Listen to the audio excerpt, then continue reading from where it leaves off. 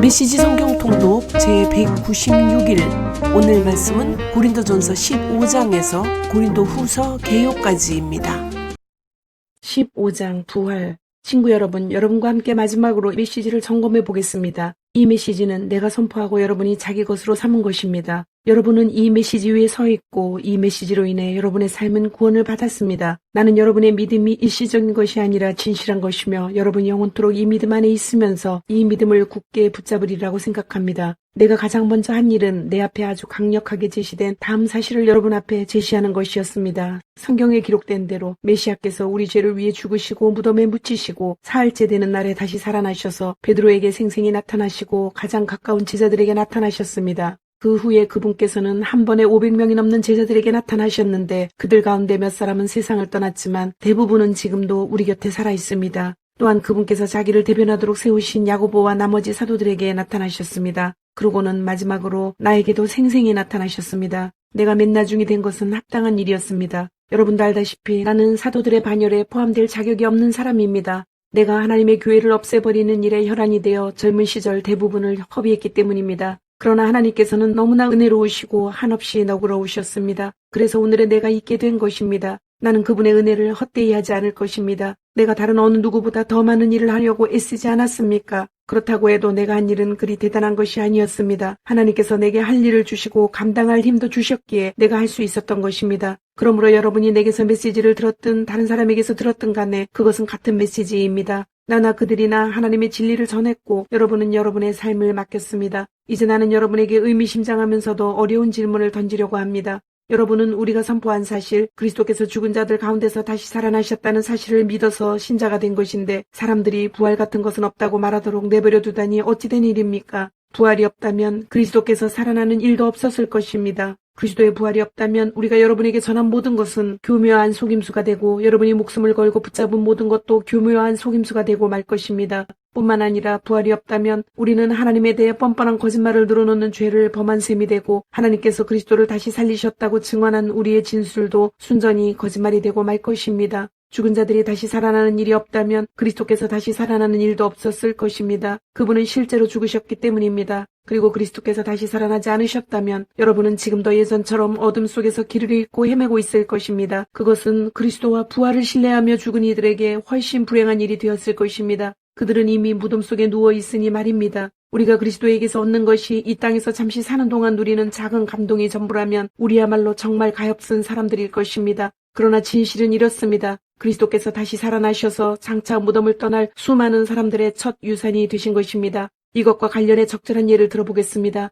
처음에 죽음이 한 사람을 통해서 왔고 부활도 한 사람을 통해서 왔습니다. 아담 안에서 모든 사람이 죽은 것 같이 그리스도 안에서 모든 사람이 살아납니다. 그러나 우리는 순서를 기다려야 합니다. 그리스도가 먼저이고 그 다음은 그리스도께서 다시 오시는 때에 그분과 함께하는 사람들입니다. 그리스도께서 다시 오시는 때는 장중한 완성의 때일 텐데 그때가 되면 그리스도께서 반대 세력을 부서뜨리고 그의 나라를 하나님 아버지께 넘겨드릴 것입니다. 그분께서는 마지막 원수가 쓰러질 때까지 멈추지 않으실 것입니다. 그 마지막 원수는 다름 아닌 죽음입니다. 시편 기자는 하나님께서 그들 모두를 낮추시고 하나님께서 그들 모두를 짓밟으셨다고 말했습니다. 하나님께서 그들 모두를 짓밟으셨다고 말할 때 모든 것을 짓밟으신 분께서 동시에 짓밟힐 수 없다는 것은 자명한 이치입니다. 하나님께서 마침내 만물과 모든 이들을 다스리실 때 그 아들도 모든 이들의 자리로 내려가 그들과 함께 서서 하나님의 통치가 미치지 않는 곳이 없음을 증명해 보이실 것입니다. 완벽한 결말이 아닐 수 없습니다. 사람들이 죽은 자들을 위해 세례를 받는 이유가 무엇이라고 생각합니까? 죽은 자들의 부활이 없고 하나님의 능력이 무덤 입구에서 그치고 만다면 그분께서 무덤을 깨끗이 정리하시고 모든 이들을 끌어올려 일어서게 하실 것을 암시하는 행위를 우리가 무엇 때문에 계속한다는 말입니까? 내가 이토록 위험한 일에 목숨을 거는 이유가 무엇이겠습니까? 나는 살면서 하루도 빠짐없이 죽음과 직면합니다. 여러분은 내가 부활하신 메시아 예수께서 보증해 주신 여러분의 부활과 나의 부활에 대한 확신도 없이 이 일을 하고 있다고 생각합니까? 여러분은 내가 에베소에서 나의 최후가 되지 않기를 바라면서 사나운 짐승들과 싸울 때 그것이 단지 영웅처럼 행동하려고 한 것에 불과하다고 생각합니까? 결코 그렇지 않습니다. 내가 행하고 말하는 것, 내가 사는 방식을 뒷받침하는 것은 부활, 언제나 부활입니다. 부활이 없다면 우리는 내일이면 죽을 테니 먹고 마시자고 할 것입니다. 그리고 그것이 전부일 것입니다. 그러나 속지 마십시오. 부활을 반대하는 잡담에 물들지 마십시오. 나쁜 친구가 좋은 행실을 망칩니다. 똑바로 생각하십시오. 깨어 거룩한 삶을 사십시오. 더 이상 부활의 사실에 대해 오락가락하지 마십시오. 지금 같은 시대에 하나님을 알지 못하는 것은 여러분이 부릴 사치가 아닙니다. 이러한 일을 오래도록 방치하다니 여러분은 창피하지도 않습니까? 어떤 회의론자는 꼭 이런 질문을 던집니다. 부활이 어떻게 일어나는지 보여주시오. 도표로 보여주고 그림으로 보여주시오. 도대체 부활한 몸은 어떻게 생겼습니까? 자세히 살펴보면 이 질문이 얼마나 어리석은 것인지 알 수 있습니다. 이런 일은 도표로 나타낼 수 없습니다. 우리는 이와 유사한 경험을 정원 1에서 찾아볼 수 있습니다. 죽을 것 같은 씨를 심었는데 이내 식물이 무성하게 자랍니다. 눈으로 볼 때 씨앗과 식물은 비슷한 점이 없습니다. 여러분은 토마토 씨를 보고 토마토가 어떻게 생겼을지 헤아릴 수 없습니다. 우리가 흙 속에 심은 것과 거기서 움튼 것은 똑같아 보이지 않습니다. 우리가 땅에 묻는 죽은 몸과 그 몸에서 비롯되는 부활한 몸도 전혀 다른 모습일 것입니다. 몸의 종류도 놀랄 만큼 다양하다는 것에 주목해 보십시오. 씨앗의 종류가 여러 가지이듯이 몸의 종류도 여러 가지입니다. 사람의 몸도 있고 동물의 몸도 있고 새의 몸도 있고 물고기의 몸도 있습니다. 저마다 독특한 형태의 몸을 가지고 있습니다. 땅에 있는 다양한 몸뿐만 아니라 하늘에 있는 해와 달과 별들과 같은 다양한 천체들도 그 아름다움과 밝기가 각각 다르고 다양합니다. 그것을 보는 것만으로도 부활의 영광이 얼마나 다양한지를 어렴풋하게나마 알 수 있습니다. 우리는 부활 이전의 씨를 보고 있을 따름입니다. 그러니 부활이라는 식물이 어떤 모습일지 누가 상상할 수 있겠습니까? 죽은 것 같은 씨를 심었는데 살아있는 식물을 거둡니다. 이 이미지는 기껏해야 밑그림 정도에 불과하지만 부활한 몸의 비밀에 접근하는 데 도움이 될 것입니다. 다만 다시 살아나면 영원히 살아나 영원히 살게 된다는 것을 마음에 새겨야 합니다. 죽어서 묻힌 몸은 아름답지 않지만 다시 살아난 몸은 영광스럽습니다. 약한 것을 심었는데 강한 것이 싹틉니다. 뿌린 씨는 자연의 것인데 거기서 자란 것은 자연 너머의 것입니다. 씨도 같은 씨이고 몸도 같은 몸이지만 그것이 육체로 주고 묻힐 때와 영원한 영의 생명으로 다시 살아날 때 그 차이는 실로 엄청납니다. 성경에서 이 순서를 따라가 보겠습니다. 첫 번째 아담은 생명을 얻었고 마지막 아담인 예수 그리스도는 생명을 주는 영이 되었습니다. 육체의 생명이 먼저 오고 영적인 생명은 그 다음에 옵니다. 기초는 흙으로부터 단단히 빚어졌지만 최종 완성은 하늘로부터 옵니다. 첫 번째 사람이 흙에서 난 이래로 사람들은 땅에 속한 사람이 되었습니다. 두 번째 사람 예수 그리스도께서는 하늘에서 났고 사람들은 이제 하늘에 속한 사람이 될 수 있습니다. 이제껏 우리는 땅에 뿌리를 두고 살아왔지만 이제는 하늘에 속하는 것을 목표로 삼아야 합니다. 친구 여러분, 내가 강조하고 싶은 것은 이것입니다. 땅에 속한 우리의 삶은 그 본성상 우리를 하나님 나라로 인도해 주지 못합니다. 그 삶의 자연스러운 본성은 죽음입니다. 그러니 그 삶이 어떻게 마지막에 가서 자연스럽게 생명의 나라에 들어갈 수 있겠습니까? 그러나 나는 여러분에게 나도 다 이해하지 못하는 놀라운 비밀을 알려드리겠습니다. 우리는 모두 죽지 않고 변화될 것입니다. 여러분이 모든 소리를 잠재울 나팔 소리를 듣고 위를 쳐다보면 눈을 깜빡이는 순간 그 일은 끝날 것입니다. 나팔 신호가 하늘로부터 울리면 죽은 자들이 무덤을 박차고 일어나서 죽음의 힘이 미치지 못하는 것, 다시는 죽을 일이 없는 곳에 이르게 될 것입니다. 그와 동시에 우리도 그들과 똑같은 방식으로 모두 변화될 것입니다. 부활 계획표에는 다음과 같은 일이 일어나도록 되어 있습니다. 모든 썩을 것이 썩지 않을 것으로 바뀌고 죽을 수밖에 없는 것이 죽지 않을 것으로 바뀔 것입니다. 그때가 되면 다음의 말씀이 이루어질 것입니다. 생명이 죽음을 삼키고 승리를 거두었다. 오 죽음아, 누가 최종 결정권을 쥐었느냐? 오 죽음아, 이제 누가 너를 두려워하겠느냐? 죄가 죽음을 두려운 존재로 만들었고 율법의 죄책이 죄에게 권세와 파괴력을 주었습니다. 그러나 생명이신 분의 단 한 번의 승리로 그 세 가지 죄와 죄책과 죽음이 모두 사라지게 되었습니다. 이 모두가 우리 주 예수 그리스도의 선물입니다. 그러니 하나님께 감사드리십시오. 사랑하는 친구 여러분, 우리를 위해 이루어진 이 모든 일을 기억하고 굳게 서서 흔들리지 마십시오. 주저하지 마십시오. 여러분이 주님을 위해 하는 일이 시간 낭비나 헛수고가 아님을 확신하여 주님의 일에 매진하십시오. 16장, 여러분을 보러 가겠습니다. 여러분이 가난한 그리스도인들을 위해 모으고 있는 구제연금과 관련해서 나는 갈라디아에 있는 여러 교회에 내린 것과 똑같은 지시를 여러분에게도 내립니다. 여러분은 각자 일요일마다 헌금하고 그것을 잘 보관하십시오. 할 수 있는 한 후하게 하십시오. 그러면 내가 그리로 갈 때 여러분은 모든 준비를 마쳐서 내가 따로 부탁하지 않아도 될 것입니다. 내가 가면 여러분이 대표로 세운 사람들에게 편지를 써주어 권한을 부여하고 그들을 예루살렘으로 보내어 여러분의 선물을 전하도록 하겠습니다. 내가 함께 가는 것이 최선이라고 생각하면 기꺼운 마음으로 그들과 함께 가겠습니다. 나는 그리스 북부 지역을 거쳐 여러분에게 갈 작정입니다. 오래 머물 계획은 아니지만 한동안 여러분과 함께 지내며 겨울을 나게 될지도 모르는데 그래도 되겠습니까? 그런 다음에 여러분은 다음 행선지로 나를 보내주면 됩니다. 나는 다른 주요 행선지로 가는 도중에 여러분에게 잠깐 들르려는 것이 아닙니다. 나는 얼마 동안 편안한 마음으로 머물고 싶습니다. 주님께서 허락하시면 우리는 그 시간을 갖게 될 것입니다. 지금 나는 이곳 에베소에 머무르고 있습니다.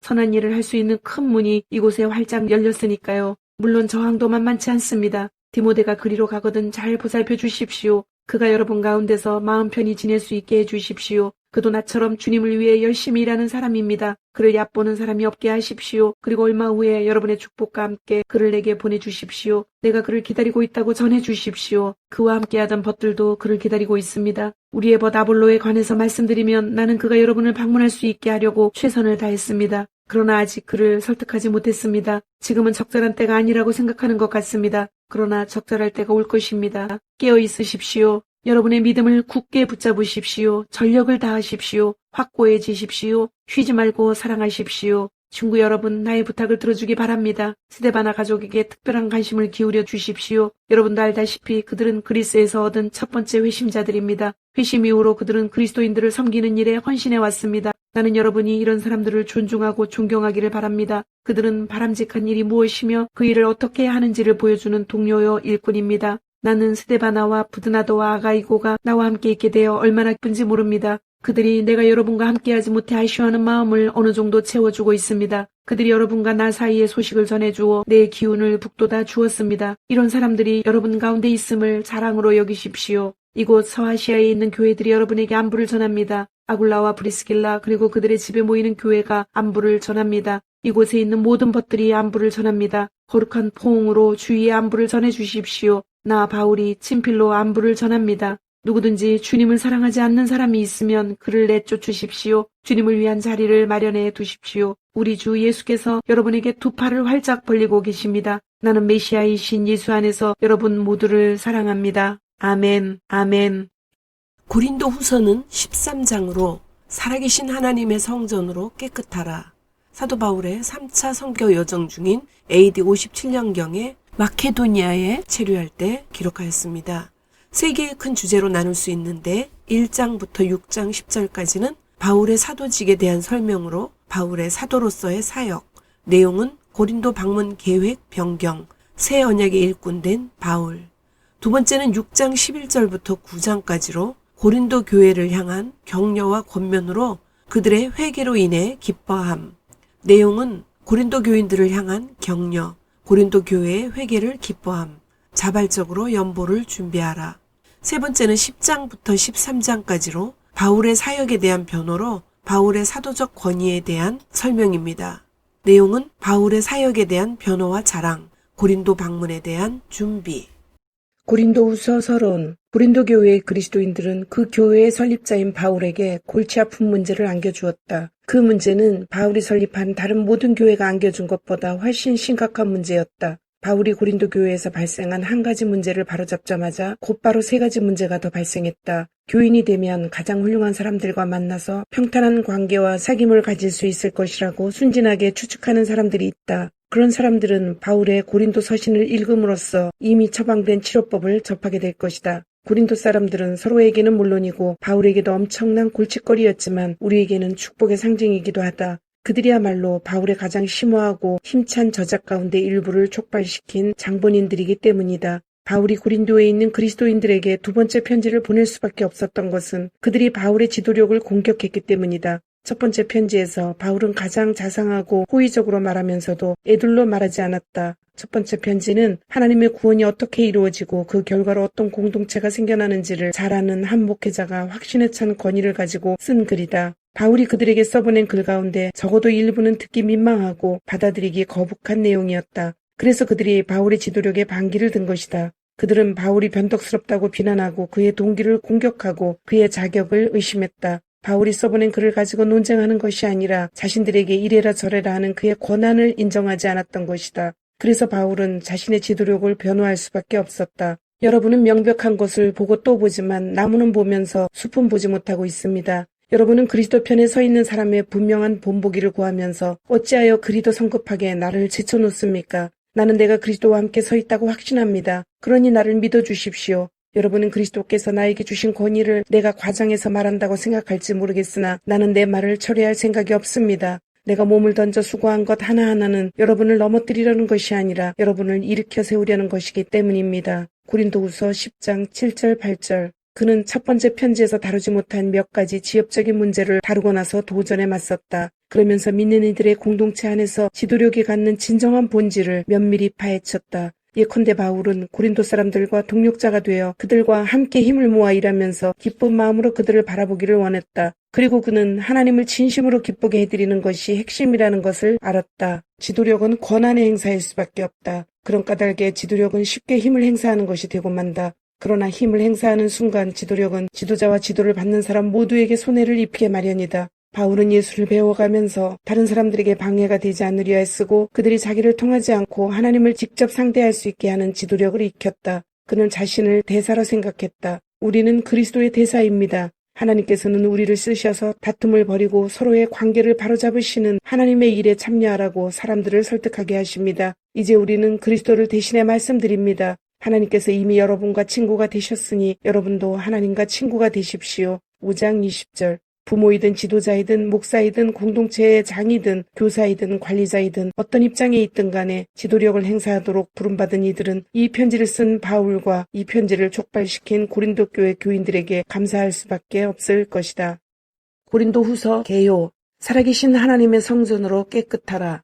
헬라어 성경은 프로스코르티우스 베타라는 이름이며 고린도인들에게 두 번째라는 의미이다. 기록자가 바울임을 입증하는 내적 증거로는 네 가지가 있다. 첫째는 두 차례에 걸쳐 바울 자신이 본서를 기록했음을 드러내고 있다. 둘째는 사도행전의 내용과 상당 부분 일치하고 있다. 고린도전서를 보내고 나서 에베소에서 바울 일행은 수요에 휩싸이면서 에베소를 급하게 떠나야 했다. 사도행전 19장. 이와 같이 바울은 아시아에서 당한 고난에서 구원하신 하나님께 감사하면서 동력자들의 헌신에 감사하고 있다. 그리고 바울은 드로아에서 디도를 만나기 원했으나 그를 만나지 못하여 전도할 수 있는 기회를 포기하고 마게도냐로 떠나게 된다. 그 당시 이런 바울의 심경은 참으로 복잡한 것이었다. 그러나 바울은 마케도니아에서 고린도 교회의 편지를 가지고 갔던 디도를 만나고 기쁜 소식을 듣게 되므로 감사를 드린다. 셋째는 바울 서신으로 인정되고 있는 다른 서신, 즉 로마서와 갈라디아서와의 공통점이다. 네 번째로 그 기록 배경과 내용 등 모든 면에서 고린도전서의 연속이다. 수신자. 고린도 후서의 수신자는 고린도에 있는 하나님의 교회와 또 온 아가야에 있는 성도이다. 1장에서 9장은 고린도 교회 전체를 대상으로 10장에서 13장은 교회 내의 적대자들과 판단받아야 할 사람들에 대해 기록했다. 전반적으로 자신의 사도직을 변증하면서 기록된 고린도 후서는 사도직에 도전하는 무리와 거짓 교사들의 도전에 대한 경고와 답변으로 고린도 교회와 온 아가야의 모든 성도들을 향하여 간절하게 쓴 사도의 서신이다. 기록 배경. 바울은 3차 전도 여행 중인 AD 56년 에베소에서 고린도 교회의 각성과 회개를 구체적으로 촉구하기 위해 첫 번째 편지인 고린도전서를 기록했다. 바울은 고린도전서를 통해 곧 고린도에 방문할 계획이 있음을 언급했었다. 바울의 계획은 에베소에서 고린도로, 마케도냐로, 다시 고린도로, 그리고 예루살렘으로 가는 것이었다. 이렇게 두 번 고린도를 방문할 계획을 세웠다. 고린도전서를 가지고 갔던 디모데는 그곳에서 급박한 소식을 가지고 왔고 바울은 계획을 변경하여 당장 고린도를 방문하였다. 이 방문은 사도행전에 나타나지는 않지만 2장 1절, 12장 14절, 13장 1, 2절로 추론해 볼 수 있다. 그러나 고린도 방문 결과는 좋지 않았고 바울은 큰 상심을 안고 에베소로 다시 돌아왔다. 이 방문 후에 바울은 현재 성경에 기록되지 않은 눈물의 편지를 디도 편에 고린도 교회로 발송했다. 디도가 고린도로 떠난 후 바울은 그 편지를 보낸 일로 걱정하기 시작했다. 왜냐하면 이 편지는 고린도 교인들을 책망하는 내용으로 고린도 교인들을 도리어 상심시키지는 않을까 하는 염려 때문이었다. 나중에 디도가 돌아와 바울의 눈물의 편지를 읽은 고린도 성도들의 반응이 좋았다고 보고하였다. 고린도 교회 대부분의 성도들은 자신의 과오를 뉘우치고 회개했다. 그러나 자신들의 유익을 위하여 다른 복음을 퍼뜨리는 거짓 사도들의 획책에 의하여 극히 일부의 성도가 바울의 사도권 및 사도직 자체를 부인하고 나서는 일대 위기의 상황이 발생했다. 이에 바울은 무엇보다 먼저 자신의 사도권을 확립하여 결국 복음의 정당성을 알리려고 본서를 기록한다.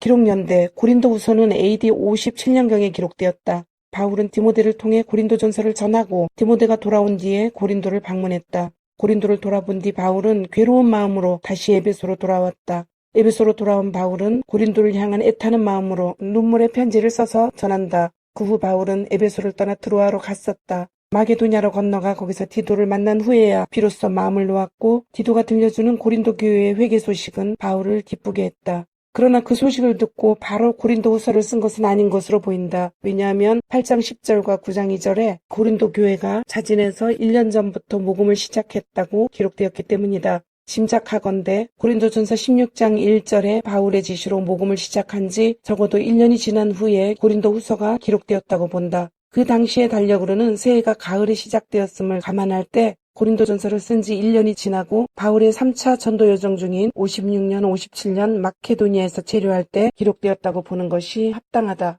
고린도후서의 기록 목적은 첫째, 자신이 증거한 복음의 진실함을 말하고자 합니다. 사도 바울은 전도하는 대상에게 오직 그리스도 예수의 주 되신 것을 전하며 그와 더불어 사도 바울과 그의 선교 동료들이 오직 예수님을 위하여 그리고 고린도 성도들을 위하여 종된 것을 알리기 위해 이 서신을 기록하였다. 둘째, 사도 바울의 대적자에게 자신을 변론하기 위함이다. 바울은 진정한 사도가 아니다라는 대적자의 주장에 대해 예수 그리스도께서 바울을 새 언약의 사도로 삼으심은 고린도 교인들이 증거이며 그것은 성령으로 인함이다라고 3장 6절에 변론한다. 또한 동시에 자기 자랑을 일삼는 거짓 사도들에 대해 경계한다. 셋째, 고린도 교인들과 정상적인 관계를 회복하기 위함이다. 고린도 교회의 유대주의자들은 바울과 고린도 교인들의 사이를 갈라놓고 교회 위에 군림하려고 하였다. 이에 바울은 고린도 교회에 남아있는 유대주의자들의 잔당을 완전히 소탕하고 고린도 교인들과 예전처럼 사랑의 관계로 돌아가고자 본서를 기록하였다. 넷째, 예루살렘 교인들을 구제하기 위한 연보의 모금을 호소하기 위함이다. 8장 9장